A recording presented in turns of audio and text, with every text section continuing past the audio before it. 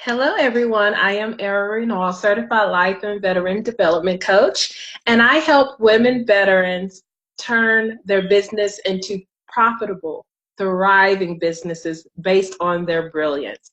I was asked to do a review of a calendar scheduling program. Right now, I am using Calendly, and I have been using it for a couple of years now. So I will show you how I use it and how it keeps me on track with things. First of all, I want to mention that I combine Calendly with Google Calendar. So, because I am always on the go, so I have Google Calendar on my phone at all times. And I tell people if it's not in my calendar, then I'll forget about it. So that's what I love about Google Calendar. Okay, so let me show you Calendly. Share my screen. All right, so it's calendly.com. That's calendly.com. And let's see here. So they have basic, that's totally free. They have premium and they have pro. I believe I am on the pro type. And if you scroll through here, you can see the different things that are available, but you can always start out with the free and then upgrade from, see how you like it and then upgrade from there. As you can see, it has different kind of integrations and all that good stuff. So so you can create your account. I already have an account, of course. I'm going to go ahead and log in. So with my podcast, when I interview for my podcast, I have here it is. I send this link up top right here to whoever is going to be the guest on my podcast so they can schedule a day and time that works for them. So this is what they see when you go into my calendar. Now, like I said earlier, this calendar is also integrated with my Google Calendar. So, and I have tons going on with my Google Calendar. But whenever I have a day blocked off in Google, it will sync with my with this calendar. I cannot speak this morning. With this calendar, and if I'm busy, it will not show up here, or those times will not show up here. If I'm busy for a complete day, the whole day will be grayed out. So it shows the times that I'm available. And for instance, Tuesday, I'm not available, so it says unavailable. Okay, let me go back and show you. You can also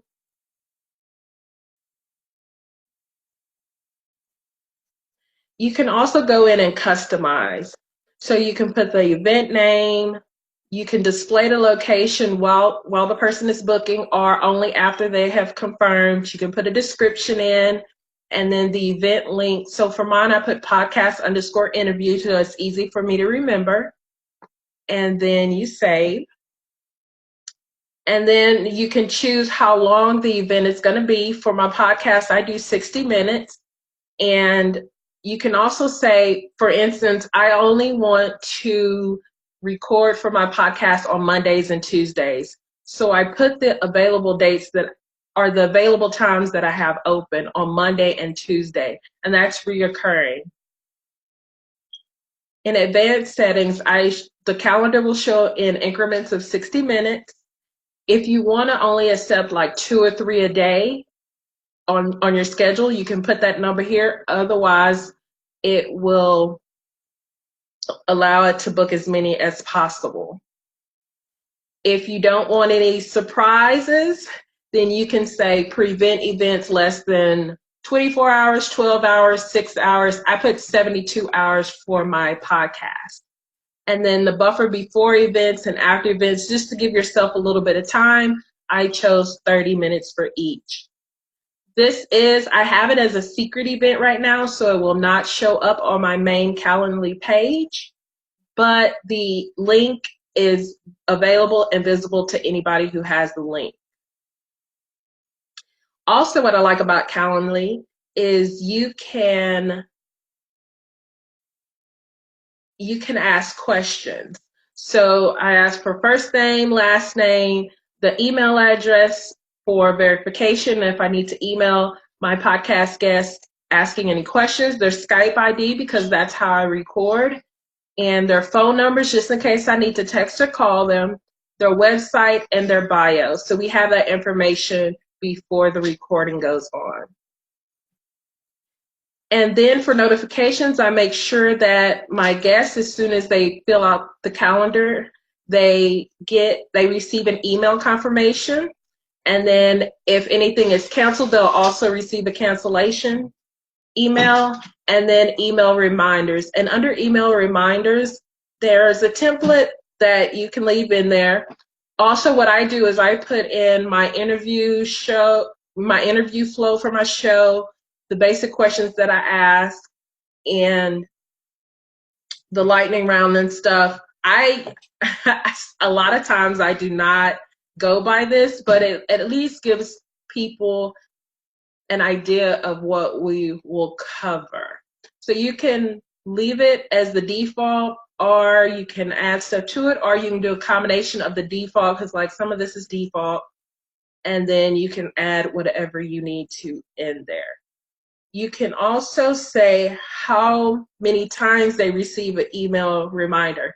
So I have 24 hours before, an hour before, and 3 days before, and you can add more reminders.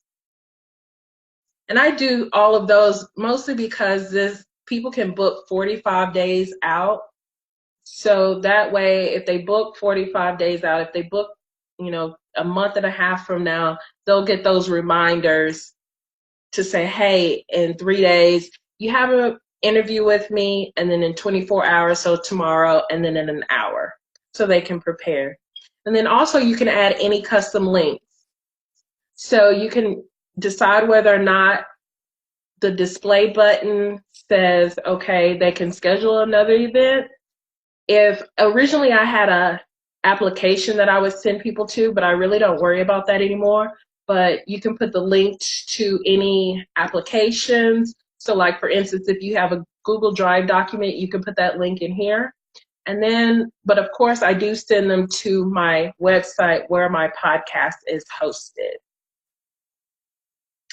And that is pretty much it. Also on Calendly, you can, in the custom link area, that's where you can send them to a payment provider if you want to collect a payment for the event. For instance, I also use Calendly for my coaching calls.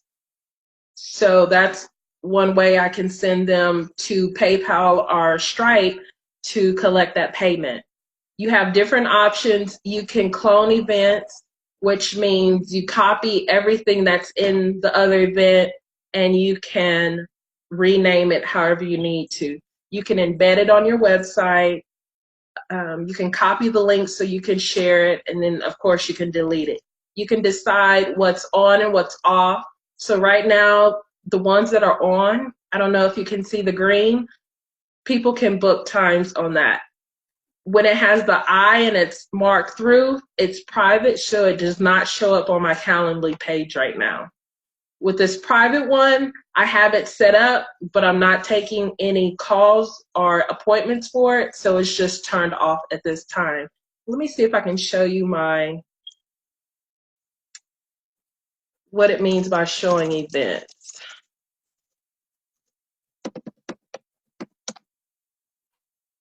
So if you go to my Calendly page, which mine is calendly.com/Ariel Renal, this is what shows up. So as you see, the podcast one and the one other one does not show up, and that's where you put in if it's a secret event or not. But if people land on here, they can go ahead and book this at their own free will. And you can decide if that's something you want or not. All right, so this was a quick review of Calendly, a calendar and scheduling system. And like I said, I love it. I've been using it for a couple of years now, and it integrates smoothly with my Google Calendar, which I use all the time. If you need any more information or like any more help or have any questions, feel free to message me on Facebook or email me at theveteranwoman@gmail.com. That's theveteranwoman@gmail.com. Thank you.